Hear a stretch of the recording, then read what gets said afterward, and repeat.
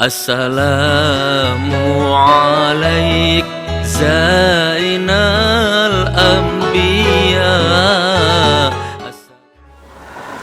Assalamualaikum warahmatullahi wabarakatuh. Alhamdulillahirabbil alamin. Assalatu wassalamu ala Rasulillah Sayyidina Muhammad wa ala alihi wa sahbihi ajma'in. Rabbi shrahli sadri wa yassirli amri wahlul 'uqdatam min lisani yafqahu qawli, amma ba'du. Saudaraku, temanku, bersyukur kepada Allah, bersolawat kepada Nabi. Insyaallah Anda semua, kita semua mudah-mudahan husnul khotimah, masuk surga semuanya. Amin ya. Oke, teman, pernah dengar orang ngomong seperti ini, kita itu nggak usah berguru ke mana-mana, nggak usah ke wali songo, nggak usah ke kiai, nggak usah ke ustadz, kita langsung berguru kepada Nabi Muhammad SAW. Rujukan kita Al-Quran dan hadis. Pernah dengar kata-kata seperti itu? Ya, ada ustadz bicara seperti itu, ada jamaah yang bicara seperti itu, ada orang awam yang bicara seperti itu, bahkan ada anak yang ingusan bicara seperti itu.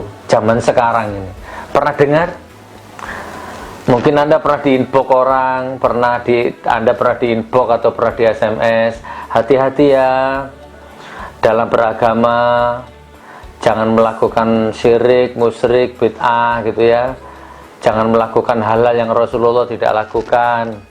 Terus Anda jawab, saya beragama sesuai dengan ilmu yang saya dapatkan dari guru-guru saya, kiai-kiai saya, dari wali-wali songo. Anda jawab begitu. Terus dia jawabnya begini, jangan, hati-hati loh, belajar itu langsung kepada Nabi Muhammad, Al-Quran dan hadis. Jangan sama kiai, jangan sama ustadz. Pernah Anda ketemu orang seperti itu? Itulah, menurut pemahamanku, itulah tanda-tanda ciri-ciri kehancuran dekadensi agama Islam di Indonesia sekarang itu. Sepintas seperti benar, tapi padahal itu 180 derajat kemerosotan, kehancuran tata krama, etika, estetika, budaya, sopan santun, adat istiadat, leluhur, udah hancur semua. Ya, pokoknya Indonesia ini, teman, kalau Anda sadar, Indonesia ini dari segala aspek sudah hancur. Cuman bukan hak saya ngomong di sini ya, dan bukan level saya untuk ngomong di sini lah. Kalau Cak Nun dan yang lain-lain, beliau-beliau bisa ngomong. Kalau aku cukup tahu saja lah. Dari dunia pendidikan, sejak adanya HAM gitu kan. Dulu zaman aku kecil itu, ini sudah kita ceritakan dulu ya. Zaman aku cilik dulu, zaman SD, walaupun digibeng sama guru, apa gibeng itu? Pang gitu ya. Gibeng sama guru sampai munyer, nggak ada dulu. Selesai urusan, nggak ada HAM. Dan nggak berani aku lapor sama orang tua. Nyampe rumah kalau lapor, Pak, aku dihantemi guru. Bukan malah ditolong ya, ditambahi ke ruang tua. Berarti kamu nakal gitu.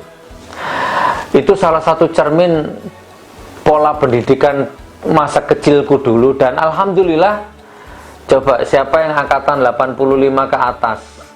85 ke atas apa ke bawah? 85, 82, 80 ke bawah lah. Kalau ke atas kan naik ya.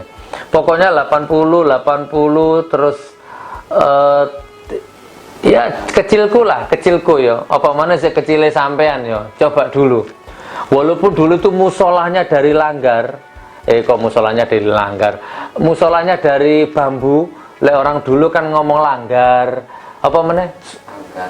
Surau ya, surau, langgar. Dulu sih zaman kecilku, setiap malam Jumat, bersahut-sahutan syahdu, sholawat malam Jumat, tibaan, musolah sana, sholatullah salamullah ala toha rasulillah, musolah sana, musolah sujudnya nyuaut mana, pokok sholawat. Jadi setiap musola itu surah itu Masya Allah ya, zaman dulu ya. Tapi gitu teman, nggak ada anak SD ngesek di kelas, anak SD ML di kelas, nggak ada. Terus anak SD dijewit, didik lapor polisi, gurunya di penjara, nggak ada zaman dulu ya. Tapi hasilnya tuh antes-antes, ada pasor, budi luhur, zaman dulu tuh Masya Allah. Ya ada kerusakan moral, tapi kan nggak separah sekarang ini. Ya kan, sistem pendidikannya itu Masya Allah sekarang ini ya.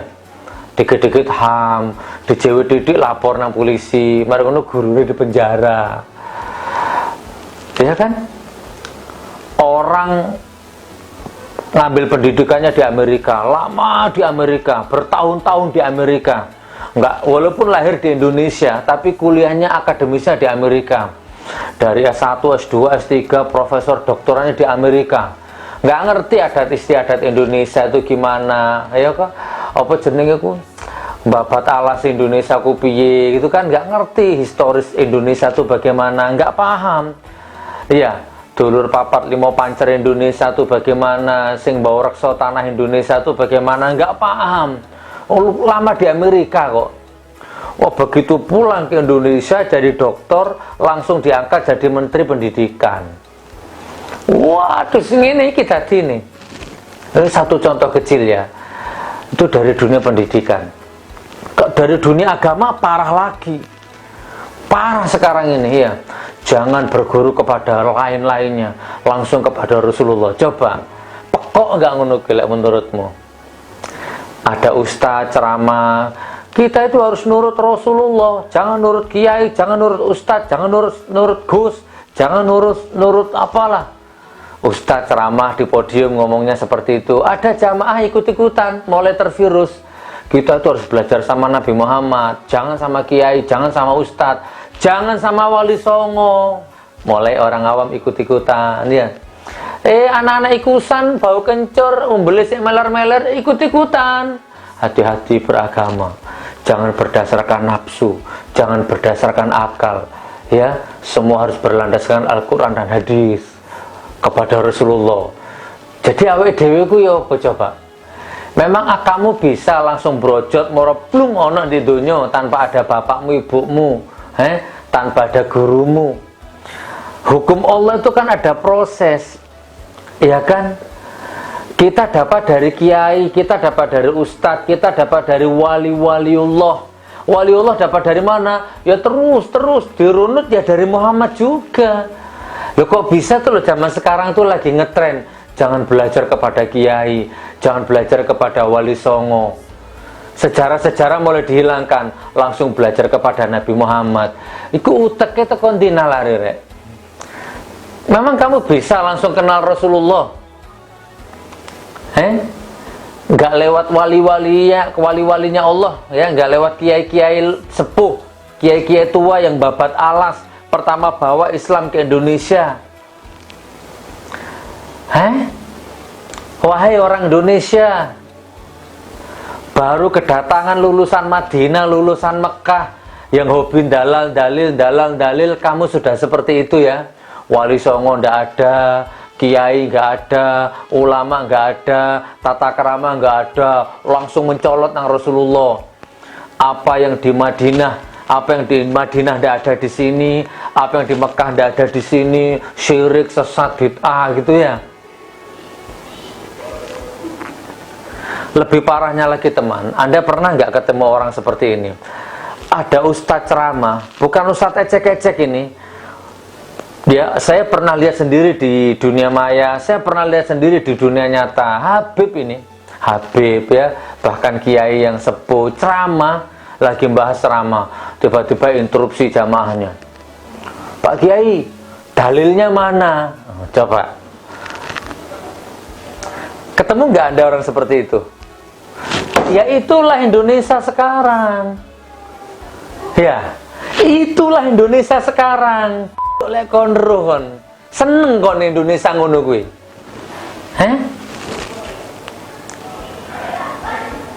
Jadi seolah-olah kiai yang ceramah itu seolah-olah nggak ngerti dalil. Di dunia maya Ya, kiai ngupload video, kiai baik ini Ahlus Sunnah wal Jamaah. Yang komentar dalilnya mana, sanadnya mana, bla bla bla bla bla bla. Bahasanya ya bahasa itu sudah.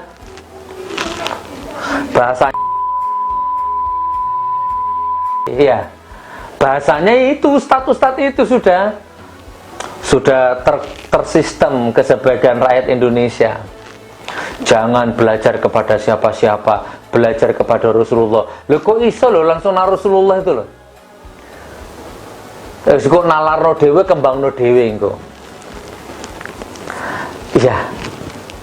Kalau dulu ya, kalau kita masih mengenal adat ketimuran ya, ketika kita dengarkan ini, kalau Anda pembelajar sejati ya, Anda dengarkan ceramah, Anda dengarkan kajian, Anda pegang bolpen sama kertas, Anda bikin catatan kaki lah, catatan, oh ini, oke.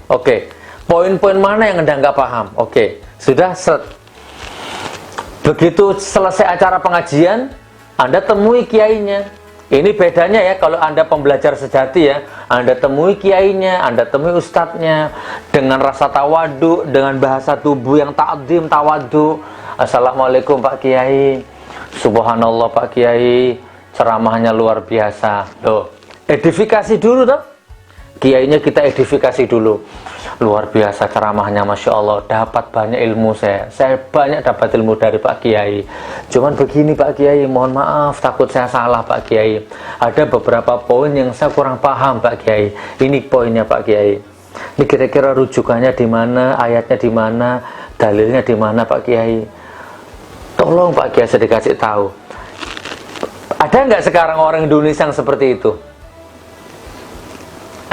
Atau yang kedua, dicatat apa itu yang dikaji sama kiai, itu dicatat. Nah setelah itu pulang, buka kitabnya, searching sendiri, buka di googling, buka di Google, cari rujukan dari berbagai sumber, buka asbabun nuzulnya, buka madlulnya, buka kitabnya, ya, buka Ihya Ulumuddinnya, ya, Syekh Abdul Qadir Jalani, buka juga tafsir Jalalainnya, buka juga Bukhari Muslim, buka, dicari sendiri, ijtihad sendiri. Atau seperti itu. Tapi kan sekarang jarang seperti itu. Dalilnya mana? Di forum tanya dalil coba. Seseorang yang ceramahku nggak ngerti dalil. Itulah kebobrokan moral ya, moralitas, cermin moralitas agama Indonesia sekarang. Ya. Nah, ini hasil virus yang dibawa oleh ustadz-ustadz yang mengaku ahli sunnah. Ya. Nanti kapan-kapan kita bahas syariat, tarekat, hakikat, makrifat. Kita bahas kapan-kapan. Memahami Rasulullah itu sebenarnya juga dari sini. Rasulullah itu, dalam diri Rasulullah itu ada syariat, ada tarekat, ada hakikat, ada makrifat. Walaupun pada zaman Rasulullah sendiri belum ada istilah syariat, tarekat, hakikat, makrifat, itu belum ada. Setelah Rasulullah, sahabat, tabi'in, baru di abad 11 lah ya, baru ada itu syariat, tarekat, hakikat, makrifat. Nah, kapan-kapan kita bahas insya Allah. Oke, saring kesini kultum ini ya. Teman, sadar nggak bahwa Indonesia ini, coba, Maulid Nabi dibubarkan. Ada kan videonya itu, Maulid Nabi ini dibubarkan. Syirik, musyrik. Masya Allah, kok bisa ya? Ceramah di depan forum, mana dalilnya? Kok bisa ya? Kok bisa coba? Murid dijewet titik karo guru ini lapor polisi, lapor HAM. Kok bisa? Piye ngono kuwi? Nggak usah belajar kemana-mana, langsung belajar ke Nabi Muhammad. Kok bisa ngono kuwi coba? Sadarlah teman ya, sadarlah. Saya nggak. Oke lah, nggak apa-apa, memang itu harus ada ya. Dan saya nggak mau menebar fitnah. Tapi oke lah, renungkan sendirilah. Renungkan sendiri ya, pelan namun pasti dikikis jiwa silaturahimmu ya. Satu keluarga pecah, anak sama orang tua nggak rukun, ponakan sama paman nggak rukun ya. Dari dulu kala tahlil itu enak, tiba-tiba kena dalil pecah, silaturahim pecah dan lain sebagainya. Masya Allah, Masya Allah, memprihatinkan ya, memprihatinkan. Jadi Ayo kembali ke Indonesia asli. Ya, mana wajib, mana sunnah, mana mubah, mana makruh, mana halal, mana haram, mana mahdhuf, mana muamalah. Kembali ke Indonesia asli. Kalau mau tanya dalil, tanya yang pakai adat. Pak Kiai, mohon maaf ya Allah, luar biasa ilmunya.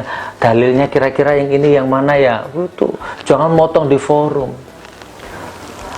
Ya untung duduk aku sing dipotong. Makanya kalau ceramah nang dindi saiki nggawa gagangi pacul aku. Jadi kemarin ada pacul masuk ke vagina ya. Siapa? Eno ya. Nah, aku saiki kok pegang pacul. Jogo-jogo lon takon dalil nek pas tak wantem pacul iku kok bathuke tambah ireng. Benar. Karena orang seperti itu nggak ngerti adat istiadat, tata krama. Jadi nggak perlu dikasih dalil. Cocoknya kasih gagangi pacul, santap nonang bathuke kuwi. Pang. Jadi cak tambah gosong bathuke. Gitu ya teman ya. Anda nggak bisa mengenal Islam kalau nggak mengenal Kiai Sepuh. Anda nggak bisa merasakan nikmatnya Islam kalau nggak kenal Wali Songo. Nggak usah dihilang-hilangkan itu, ya. Pelajari Indonesia historinya secara sempurna, secara utuh. Mereka dibiayai teman ya, mereka punya duit memang. Mereka bisa buat TV, bisa buat radio. Ya, mereka punya uang. Ya, dan mubaliknya digaji berapa ribu dolar, wallahu alam bisawab. Ya, kalau kita ahli sunnah wal jamaah ya sekere lah, nggak ada radio, nggak punya TV, mau buat TV nggak punya duit, ya sudah nggak apa-apa, kembali kepada Allah. Kalau Anda mau percaya silahkan lah, ikuti kajian mereka, ya silahkan, ikuti YouTube channelnya silahkan, ikuti itu, ikutilah. Terus Anda telan mentah-mentah, terus Anda ikuti sistem mereka boleh. Terus Anda jelek-jelekan orang Indonesia, Anda jelek-jelekan tahlil, Anda jelek-jelekan leluhur Indonesia, nggak apa-apa. Tunggu saja tanggal mainnya ya, tunggu. Anda belum tahu ya, Indonesia dijaga oleh wali-wali Allah, ya, malaikat-malaikat Allah. Kebenaran sejati hanya milik Allah. Anda nggak akan bisa menghancurkan Indonesia dengan cara apapun. Terlalu banyak penjaga Indonesia ini ya, penjaga rahasia-rahasia Allah yang tidak kelihatan mata. Oh, tahayul, oh, klinik, silakan. Insya Allah ya, mudah-mudahan ini hanya intermezzo, ini bukan kultum.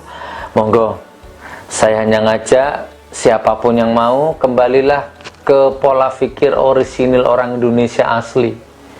Bedah lagi buku Indonesianya, Ibu Pertiwinya, Wali Songonya. Amin amin ya rabbal alamin, amin ya rabbal alamin. Sampun, mudah-mudahan manfaat. Berapa menit? 18 menit. Oke, saya sempurnakan 20 menit ya. Ilahi lastulil firdaus si ahla wala aqwa alam naril jahimi. Ya Allah, sungguh hamba orang yang tidak pantas untuk menjadi penghuni surgamu ya Allah. Terlalu bejat, terlalu munafik, terlalu kotor. Tidak pantas hamba menjadi penghuni surgamu. Tetapi sungguh ya Allah, hamba juga tidak akan mampu jika harus engkau campakkan hamba ke dalam dahsyatnya api nerakamu. Insyaallah wabillahi taufiq wal hidayah wa ridha wal inayah. Wassalamualaikum warahmatullahi wabarakatuh.